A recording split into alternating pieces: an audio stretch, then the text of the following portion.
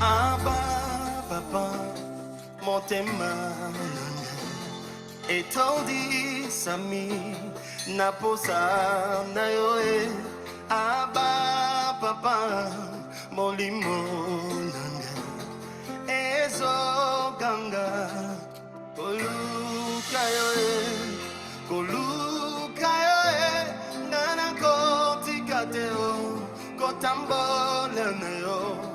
Osamote mananga kolanda yoe nana kolembateo kungumba mela yo tina bomo idanga.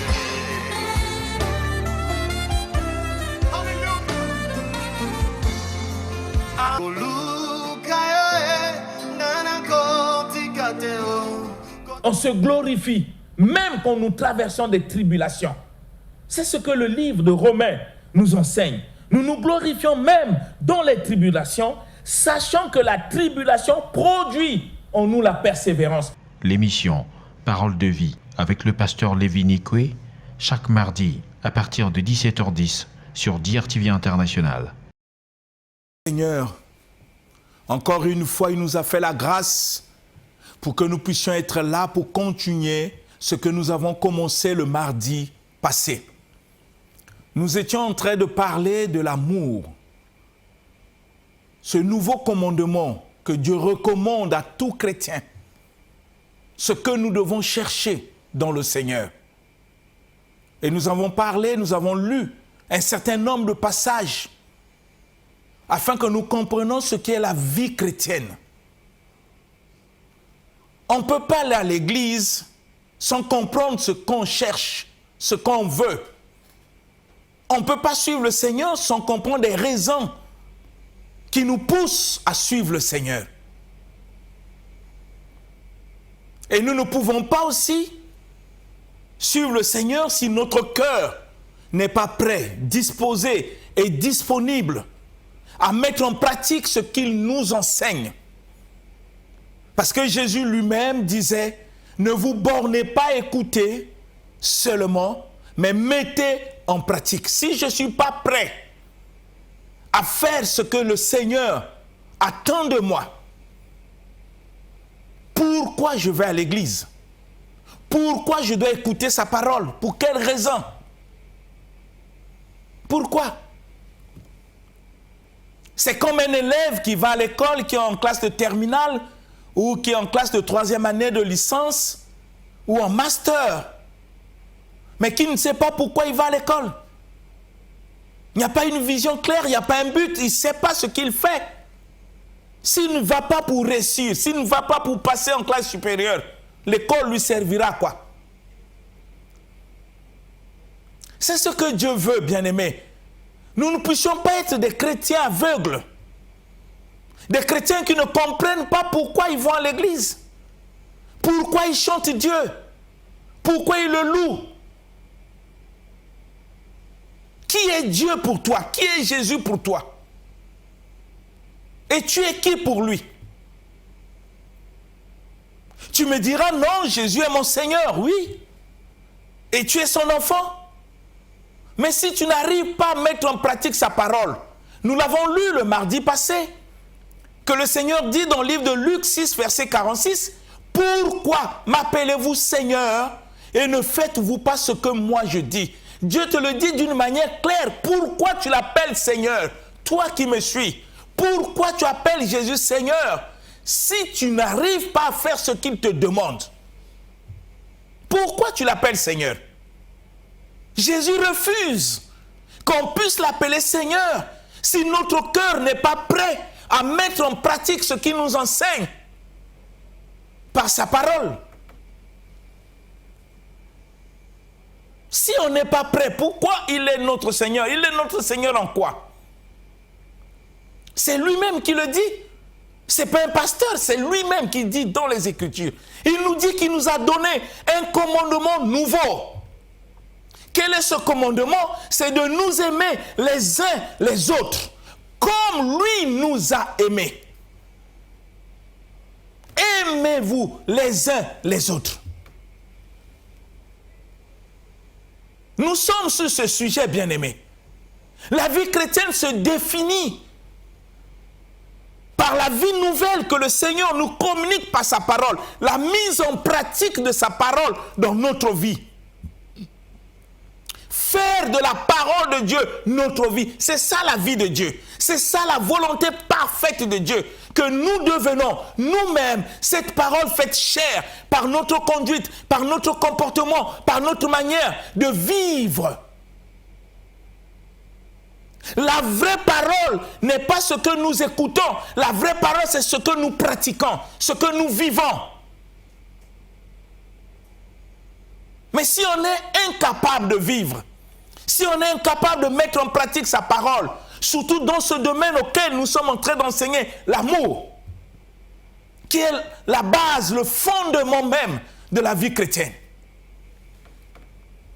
Si depuis que tu as commencé à prier, pendant des années, ce n'est pas le nombre des années qui fait de toi chrétien. C'est la mise en pratique de la parole de Dieu dans ta vie. Vivre pour la parole et par la parole qui fera de toi, qui fait de toi le véritable chrétien, véritable enfant de Dieu. Parce que tu dois être identique à ton Père, qui est le Seigneur, Jésus-Christ. Réfléchis, bien-aimés. Le nouveau commandement. Aimez-vous les uns les autres comme moi je vous ai aimé, dit le Seigneur. Il dit, tous connaîtront que vous êtes mes disciples. Si vous avez de l'amour les uns les autres, les gens connaîtront que vous êtes mes disciples. Si vous avez de l'amour les uns les autres. On ne connaît pas un chrétien par des témoignages que nous rendons dans l'église. On a rempli nos églises dans des témoignages. C'est bien de dire aux gens des choses parfois qui ne sont pas. Mais disons aux gens notre vie. Quel est le témoignage de notre vie? Pas de ce que Dieu fait en nous, mais de la manière dont nous avons accepté de vivre selon la parole. On était qui et on est devenu qui?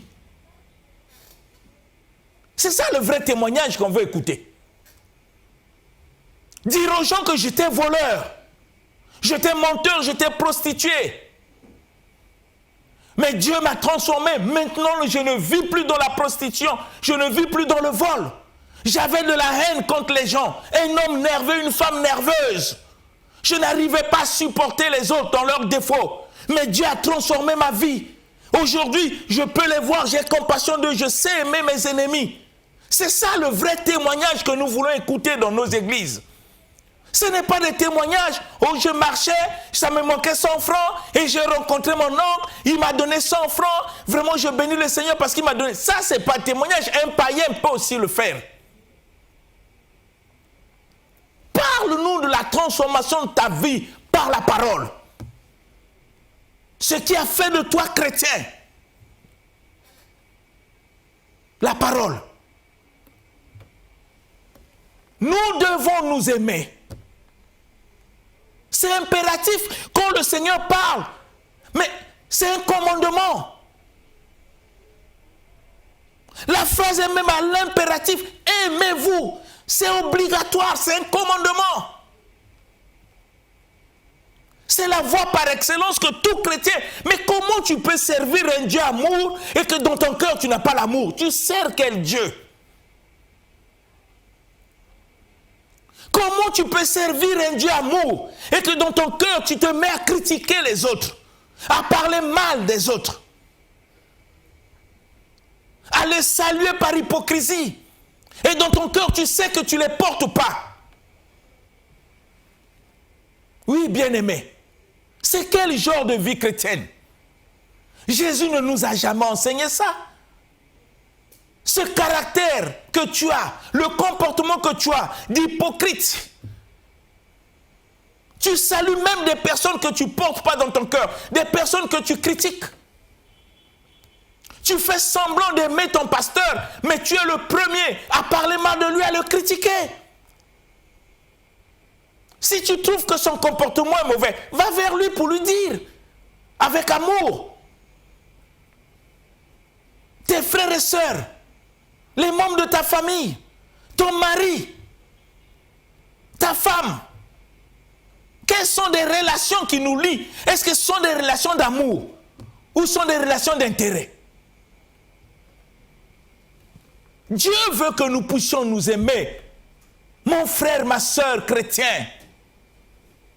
Dieu ne parle pas aux païens, il te parle toi. Comment nous pouvons devenir la lumière du monde si nous ne savons pas aimer? Comment on peut être le sel de la terre tel que Dieu le dit? Ce n'est pas une confession de dire aux gens que nous sommes la lumière du monde. Non, il faut l'être. Ce n'est pas une confession, c'est une vie qui doit manifester l'amour tel que Dieu le demande pour qu'on soit la lumière, pour que quand les gens nous voient dans notre comportement, dans notre manière de faire, qu'ils regardent la parole de Dieu, disent non, celui-là ou celle-là est différent. C'est ça être la lumière du monde. La lumière du monde n'est pas une confession, c'est notre vie publique qui doit être vue des gens, pour que les gens témoignent, qu'on soit comme des vrais modèles dans notre comportement, dans notre manière de parler, dans notre manière de faire. Quand les gens nous voient, les membres de nos familles, nos amis, les collègues du travail, au niveau de l'église, quand ils voient notre vie, ils disent oui, celui-là est vraiment la lumière du monde. Parce que nous éclairons par notre comportement et non par notre confession. On a une vie chrétienne de confession. Ça vient d'où? Les Écritures ne sont pas là pour qu'on les récite. Les Écritures sont là pour qu'on puisse le vivre, la pratiquer. C'est ce que Jésus a dit. Ne vous bornez pas à écouter, bien-aimés. Mettez en pratique. Ne récitez pas les Écritures. Faites de la parole de Dieu votre vie. En commençant à aimer. Aimer. Combien de personnes que tu ne portes pas? Combien de gens que tu critiques? Chaque jour, toute une journée. Combien de gens que tu ne veux pas voir, même des frères et sœurs à l'église, les membres de ta famille, les collègues du travail. Combien de personnes, toi tu es chrétien, bien-aimé, même si tu es au milieu des païens, n'oublie pas ton identité. Tu es chrétien. Laisse la vie chrétienne qui en toi puisse être vue, puisse être éclairée pour que les gens voient la différence qui existe entre celui qui prie et celui qui ne prie pas, celui qui sert Dieu et celui qui ne sert pas Dieu. Ne vis pas dans la confusion. Comment les gens peuvent croire? Comment les gens peuvent comprendre? Comment les gens peuvent témoigner que tu es disciple de Jésus? Quel est le signe? Quel est l'élément dans ta vie qui prouve que tu es disciple de Jésus? Jésus dit, c'est l'amour. Mais si tu ne l'as pas, tu te réclames disciple de Jésus en quoi? Si dans ton cœur tu as de la haine, tu te réclames disciple de Jésus en quoi? Parce que Jésus a dit, le monde croira que vous êtes mes disciples si vous avez de l'amour les uns pour les autres.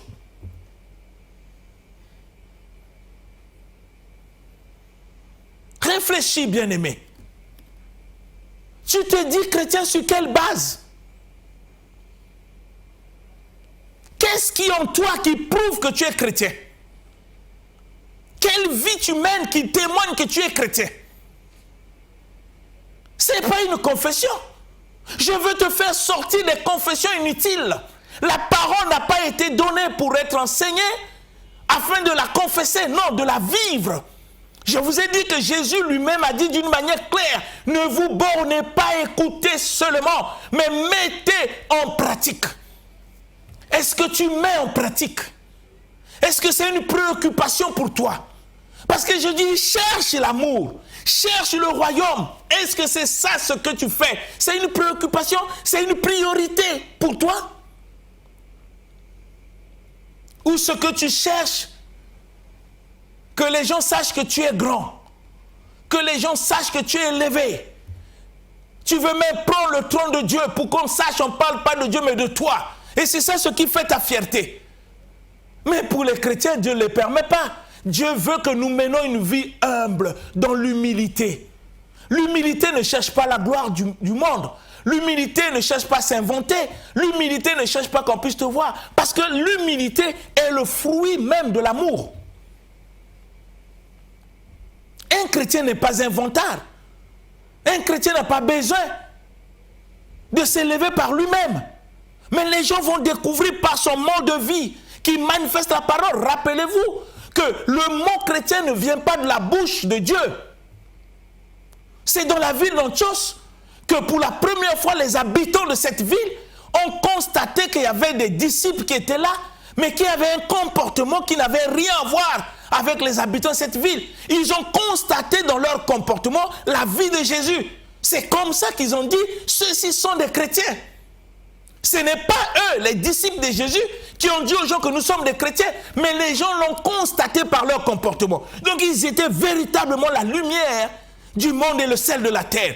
Par leur comportement, ils n'ont pas dit que nous sommes disciples de Jésus, mais ils l'ont vu, leur manière de vivre, leur manière de faire, leur manière de parler, c'est pas possible. Jamais homme ne s'est comporté comme eux. Mais pour toi, le mot chrétien que tu prononces, c'est par rapport à quoi? Si ton cœur ne s'est pas aimé, tu dis chrétien par rapport à quoi? Ta chrétienté est fondée sur quoi? Tu te dis disciple de Jésus par rapport à quoi? Si tu ne sais même pas aimer ta famille, ta propre famille, si tu ne sais même pas aimer tes propres frères, si tu ne sais même pas aimer tes collègues du travail, ce sont tes collègues du travail, ce ne sont pas tes ennemis. Vous êtes différents. Vous avez des grâces différentes. Si tu ne sais pas les aimer, tu ne sais pas aussi les apprécier dans leur travail, tu es chrétien en quoi? Ta chrétienté est basée sur quoi? Ne nous trompons pas, bien-aimés. Ne confessons pas ce que nous ne sommes pas. La Bible dit qu'il ne faut pas apparaître devant les gens, il faut l'être. Dis ce que tu es, pas ce que tu n'es pas. Nous allons lire un passage biblique encore, dans le livre de Jean, chapitre 15. Pour que vous compreniez l'importance de l'amour. Et c'est ce qui manque parfois dans la vie de ceux qui vont à l'église. Mais comment le païen peut se convertir si entre nous les chrétiens, nous avons des bagarres, des querelles sur des choses matérielles? Si nous ne savons pas nous aimer, comment un païen peut venir? Comment? C'est ainsi que Jésus a dit, vous devez vous aimer les uns les autres. Par l'amour, les gens connaîtront que vous êtes mes disciples. Ce n'est pas par des miracles, ce n'est pas par des bénédictions, ce n'est pas par la prospérité, ce n'est pas par des témoignages que nous donnons que les gens sauront que nous sommes disciples bien-aimés. On est disciples de Jésus par l'amour qui est au fond de notre cœur. C'est une vie capable d'aimer nos ennemis, capable d'aimer ceux qui nous persécutent, capable d'aimer ceux qui nous calomnient. Nous les aimons de tout notre cœur. Parce que si Dieu ne nous avait pas transformés, nous serons comme eux. Donc nous prions à un Dieu puissant qui est capable de transformer la vie des autres, puisque nous-mêmes, nous sommes le témoignage de cette transformation de vie. Dieu peut le faire pour les autres. C'est la raison qui nous pousse à les aimer et à croire à notre Dieu qui est capable de les changer. Mais le Seigneur Jésus ne nous pousse pas à haïr les gens. Quel genre de chrétiens sommes-nous? Regardez le livre de Jean, chapitre 15. Nous lisons le verset 12 jusqu'au verset 14 et nous allons aussi lire le verset 17. Jean chapitre 15, du verset 12 au verset 14, puis le verset 17, nous lisons le nom du Seigneur. Amen. Le verset 12, c'est ici mon commandement. Aimez-vous les uns les autres comme je vous ai aimé. Il n'y a pas de plus grand amour que de donner sa vie pour ses amis. Vous êtes mes amis si vous faites ce que je vous commande. Le verset 17, ce que je vous commande, c'est de vous aimer les uns les autres. Amen. Amen. Écoutez Jésus. Bien-aimé, je vous ai dit, ce n'est pas un pasteur qui parle, ce n'est pas moi. Le Seigneur disait à ses disciples, enseignez-leur à observer tout ce que moi je vous ai prescrit. Aucun pasteur n'a un message. Aucun apôtre n'a un message. Tous ceux qui se réclament serviteurs de Dieu, ministres de Dieu, ont pour message que le message que Jésus a laissé à son Église. Nous prêchons que ce que le Seigneur a laissé. Si un homme de Dieu vient dire que j'ai un message qui est différent de ce que Jésus a laissé, ne le suivez pas, c'est un imposteur. C'est ce que Jésus a laissé que nous enseignons. On ne falsifie pas l'évangile. pour flatter les gens. L'apôtre Paul disait, si je plais aux hommes, je ne serai pas serviteur de Dieu. Mais parfois, on a un évangile biaisé qui flatte. L'évangile de reçoit, oui. Qui doit recevoir? Celui qui n'a pas l'amour? Celui qui ne met pas en pratique la parole de Dieu, il va recevoir quoi? Vous voyez que même le premier message de l'évangile, c'est la repentance. Vous savez pourquoi? Mais parce que tu ne peux pas t'engager à suivre le Seigneur tant que tu ne décides pas de changer de vie. Dieu n'aime pas les mélanges. C'est ainsi qu'il commence par la repentance. Repentez-vous. Pourquoi le Seigneur commence par ça? Pourquoi il n'a pas commencé à enseigner les miracles? Pourquoi il n'a pas commencé à enseigner des guérisons ou des délivrances? Pourquoi il n'a pas commencé? La première délivrance commence par la repentance. Quand je décide de changer ma vie pour suivre le Seigneur, cela veut dire que je me suis disposé à mettre en pratique ce que le Seigneur va me demander. Sinon, la raison de ma repentance n'a pas de sens. Je ne peux pas m'engager et ne pas être déterminé à mettre en pratique ce que Jésus me demande. Mon engagement n'aura pas de sens, bien-aimé. Mais qu'est-ce que Jésus dit ici?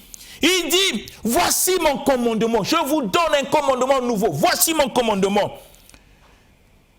Que vous aimiez les uns les autres comme moi je vous ai aimé. Vous savez, le Seigneur met toujours comme conjonction de comparaison pour que nous ne puissions pas falsifier l'amour selon nous, mais que nous puissions voir l'amour selon le modèle de Jésus. Voyez, il est notre modèle. Quel est le modèle de l'amour que le Seigneur me demande que je puisse donner à mes frères et mes sœurs? C'est le modèle de l'amour de Jésus.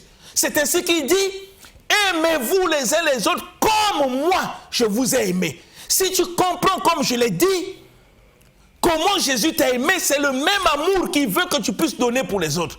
N'oubliez pas que la parole nous enseigne, Dieu a tant aimé. Le fait qu'il a aimé, il a donné sa vie. C'est de cet amour que Dieu veut. Je peux donner ma vie pour mon prochain. Cela veut dire, quel que soit mon ami, quels que soient mes parents, quelle que soit leur vie, quels que soient leurs défauts, je peux donner ma vie pour eux, en gênant pour eux, en priant, en sacrifiant ma vie des jours, simplement pour que Dieu les transforme comme il m'a transformé. Parce que quand je vois les autres vivre dans des défauts, je n'ai pas besoin de me moquer d'eux. Parce que pour moi, c'est une grâce. Si Dieu ne m'avait pas changé, je serais comme eux. Donc je n'ai pas besoin de me moquer de ceux qui vivent en dehors de la parole de Dieu, de les critiquer, qu'ils soient païens. Parce que si le Dieu ne m'avait pas appelé, si Jésus n'avait pas sacrifié sa vie sur la croix pour moi, s'il ne m'avait pas changé, je serais païen comme eux. Donc je ne mérite pas d'être ce que je suis si ce n'est que la grâce que le Seigneur m'a faite. À cause de cela, je dois aimer tout le monde, bien-aimé. Parce que quand je vois les autres encore rester dans le monde, en train de boire, en train d'aller dans les boîtes de nuit, en train de fumer, de commettre des choses, ça doit créer dans mon cœur une compassion pour dire, Seigneur, si tu ne m'avais pas appelé, si tu ne m'avais pas changé, peut-être je serais comme eux. Ça, c'est l'expression de l'amour. De nous aimer les uns les autres. Et le Seigneur dit, personne n'a de plus grand amour que de donner sa vie pour son prochain. Ce que nous n'arrivons pas.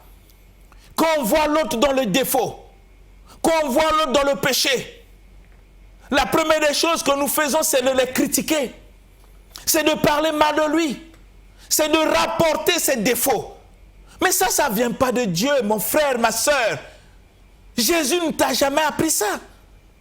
Est-ce que Jésus t'a dit dans la parole de critiquer, de calomnier, de rapporter les défauts des autres, que ça soit au travail, que ça soit dans la famille et à l'église? Est-ce que c'est ça ce que le Seigneur nous a dit? Ce que Dieu nous demande, c'est d'aimer.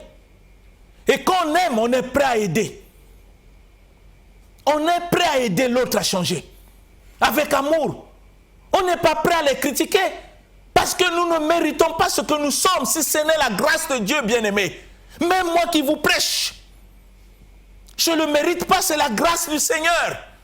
Si Dieu n'avait pas fait de moi son enfant, je serais comme ceux dont nous voyons dans le monde. Il n'y aura pas la différence. L'amour de Dieu s'est manifesté, l'amour de Jésus s'est manifesté. La Bible dit, quand nous étions encore des pécheurs, Christ a sacrifié sa vie sur la croix. Mais Christ ne nous a pas haïs. Christ ne nous a pas critiqués dans nos défauts. Mais il a payé de sa vie pour faire de nous aujourd'hui des chrétiens. Nous devons faire autant pour les autres. L'unique souci qui doit animer notre cœur, comment faire pour aider l'autre à changer? Comment faire pour aider le sorcier de la famille à se convertir? Parce que lui-même, il est esclave. Si nous comprenons ces choses, c'est par la grâce de Dieu. Si Dieu ne nous avait pas appelés, on ne devait pas comprendre ces choses. Mais puisqu'on comprend, on doit mettre en pratique ce que Jésus nous demande. D'aimer. Il n'y a pas de plus grand amour que de donner sa vie. On ne peut pas prétendre aimer les gens tout en les critiquant. On ne peut pas prétendre aimer les gens tout en rapportant leurs défauts. On ne peut pas bien aimer. Combien dans nos églises il y a des rapporteurs? Mais qu'est-ce que le Seigneur dit des rapporteurs? Il dit, un rapporteur divise. Quand je rapporte les défauts des autres, je fais l'œuvre du diable, je divise les gens. Est-ce que je suis celui qui divise? Qui casse les amitiés entre deux personnes? Je vois des personnes qui sont bien, je viens pour faire des rapportages, pour les séparer, et je me dis chrétien? Non. Il faut apprendre à aimer. Cherchez l'amour dans votre vie.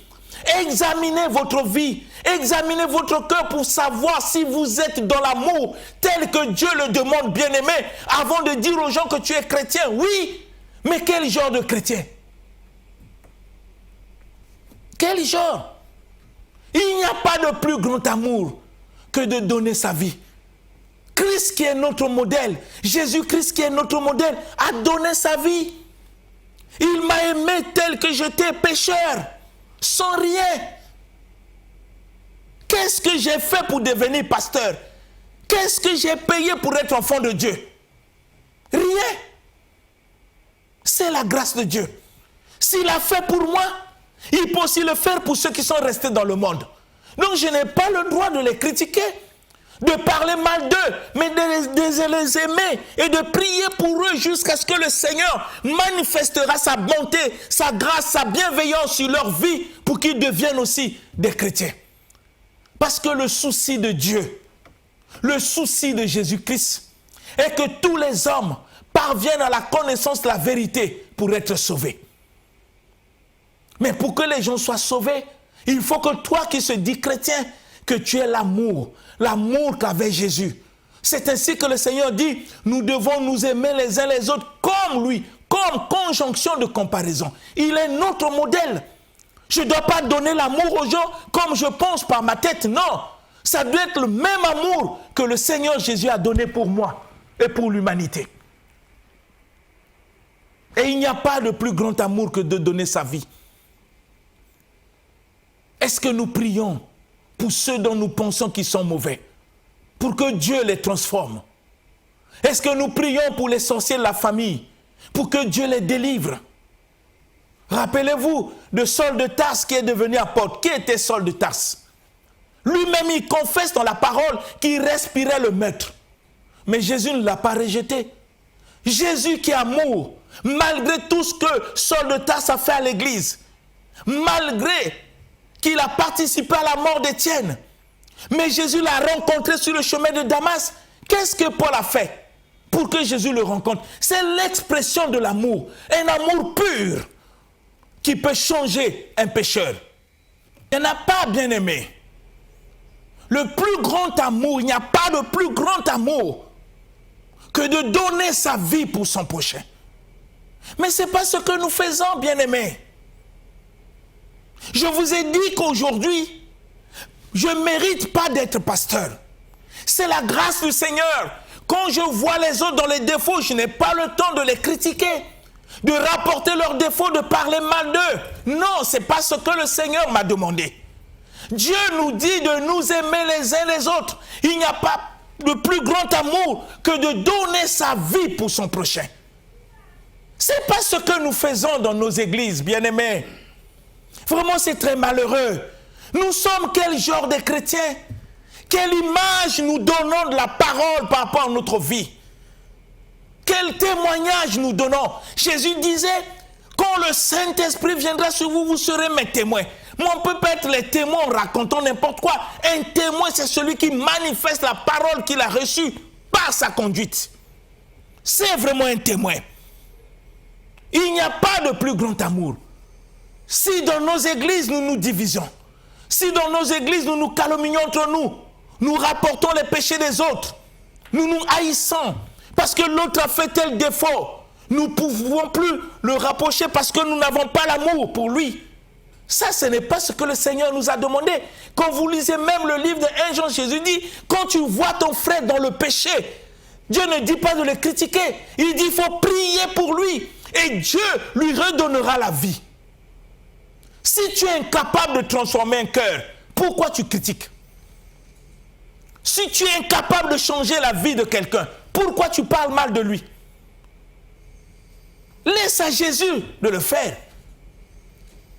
Soyons des chrétiens selon le modèle de la Bible, bien-aimés. Ne remplissons pas nos églises par habitude.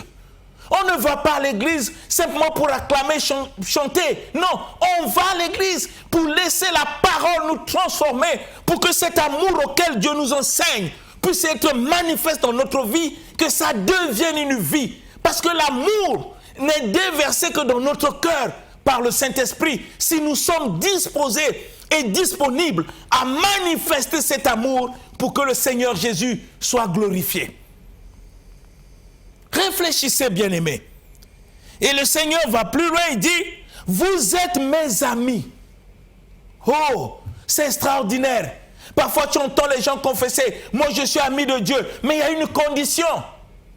Vous savez, quand vous lisez la parole, vous allez comprendre que Dieu aime conjuguer les choses au conditionnel. Au conditionnel. Réfléchissez. Vous êtes mes amis. Écoutez bien. Si vous faites tout ce que je vous commande, en quel moment je peux dire aux gens que je suis ami de Dieu ou ami de Jésus? La parole me dit, je suis ami de Jésus si je fais tout ce qu'il me commande. Mais qu'est-ce que le Seigneur me commande? D'aimer le prochain comme il m'a aimé. Voilà ce qu'il me commande. Et si je le mets en pratique, le Seigneur dira, tu es mon ami. Vous comprenez, bien-aimés? Ne vivez pas une vie chrétienne dans les illusions, les imaginations humaines. Le Seigneur dit, vos pensées ne sont pas mes pensées, bien-aimés. Ne sont pas mes pensées. Regardez le verset 17. Ce que je vous commande, c'est de vous aimer les uns les autres. Oh, quel commandement! Ce que je vous commande, c'est impératif. Il commande. Et on ne discute pas avec le commandement. C'est de vous aimer. Pour être fier de ta vie chrétienne, il faut d'abord poser des questions si tu sais aimer. Non seulement les frères et sœurs en Christ auxquels vous priez, mais au niveau du travail. Quelle relation tu as avec tes collègues? Est-ce que ce sont des relations d'amour ou les relations d'intérêt? Ou d'inimitié? Ou de haine? Quelle relation tu as avec tes collègues au boulot? Est-ce que tu les aimes? Est-ce que tu apprécies leur talent? Est-ce que tu pries pour eux pour qu'ils deviennent toujours meilleurs? Ou tu les hais? Tu veux les voir effacés pour que tu remplaces, pour que tu prennes leur place. Mais n'oublie pas, tu es chrétien. Qu'est-ce que Jésus te commande? C'est d'aimer. D'aimer, bien-aimé. Tu n'es pas un païen, tu es un chrétien. N'oublie pas ton identité, quel que soit le milieu où tu te trouves. Dieu est là, il te voit. Ne fais pas semblant. Quand tu es avec les païens, tu donnes l'impression que tu n'es pas chrétien. Non, ne vis pas dans cette hypocrisie. Qu'on puisse te connaître. Qu'on sache qui tu es. Réfléchissons, bien-aimés. Si nous lisons le livre de 1 Jean chapitre 3, le verset 10 à 11, que dit la parole concernant cet amour? 1 Jean chapitre 3, du verset 10 au verset 11, nous lisons au nom du Seigneur. Amen. C'est par là que se font reconnaître les enfants de Dieu et les enfants du diable. Quiconque ne pratique pas la justice n'est pas de Dieu, non plus que celui qui n'aime pas son frère. Car ce que vous a été annoncé et que vous avez entendu dès le commencement, c'est que nous devons nous aimer les uns les autres. Amen. Amen. Vous comprenez comment Dieu parle? La parole nous dit, et c'est à cela que l'on reconnaît les enfants de Dieu et les enfants du diable. Il y a une différence. C'est par l'amour qu'on reconnaît. Quiconque ne pratique pas la justice et n'aime pas son frère n'est pas de Dieu. Nous avons vu cela le mardi passé. Nous avons lu un passage dans le livre de Matthieu qui disait: cherchez premièrement le royaume de Dieu et sa justice. Et Dieu dit, c'est par cela qu'on reconnaît les enfants de Dieu et les enfants du diable. Quiconque ne pratique pas la justice. Pratiquer la justice, c'est de faire tout ce que le Seigneur te recommande, parce que la parole de Dieu est la justice absolue. Et la parole continue, et celui qui n'aime pas son frère n'est pas de Dieu. On ne peut pas se tromper. Si tu ne sais pas aimer, ne te dis pas que tu appartiens à Dieu, bien-aimé. C'est Dieu qui le dit dans sa parole, ce n'est pas un pasteur ou un apôtre, c'est Dieu. Il marque la différence. Et la parole dit, car tel est le message que vous avez entendu dès le commencement. Quel message? Que nous nous aimions les uns les autres. Le message du commencement. Je ne sais pas si tu entends ce message. Quel est le message du commencement? Ce n'est pas le miracle. Quel est le message du commencement? Ce n'est pas la prospérité. Quel est le message du commencement? Ce n'est pas des bénédictions. Quel est le message du commencement? Que nous nous aimions les uns les autres. C'est le message que nous avons entendu dès le commencement, dit le Seigneur dans sa parole. Apprenons à nous aimer. Cherchons l'amour. Que tout ce que nous faisons pour le Seigneur doit avoir pour fondement l'amour. Je vous ai parlé les mardis passés là-bas que même la foi véritable n'agit que par l'amour. Réfléchissons pour que nous puissions devenir des vrais chrétiens.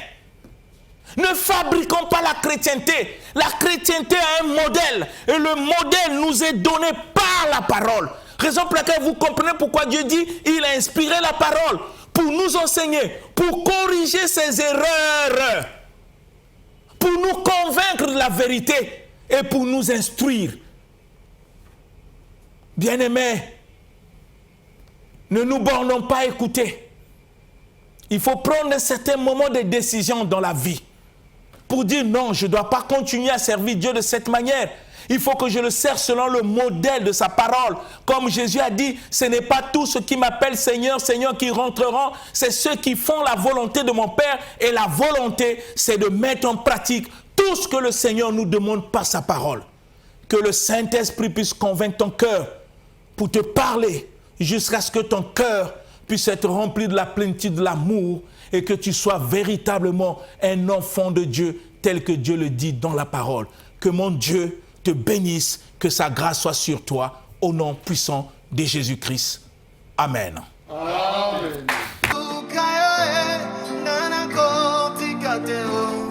On se glorifie, même quand nous traversons des tribulations. C'est ce que le livre de Romains nous enseigne. Nous nous glorifions même dans les tribulations, sachant que la tribulation produit en nous la persévérance. L'émission Parole de vie avec le pasteur Lévi Nikwe, chaque mardi à partir de 17h10 sur DRTV International. Abba, papa, motema, etondi sami, naposa na yoe. Abba, papa, molimo.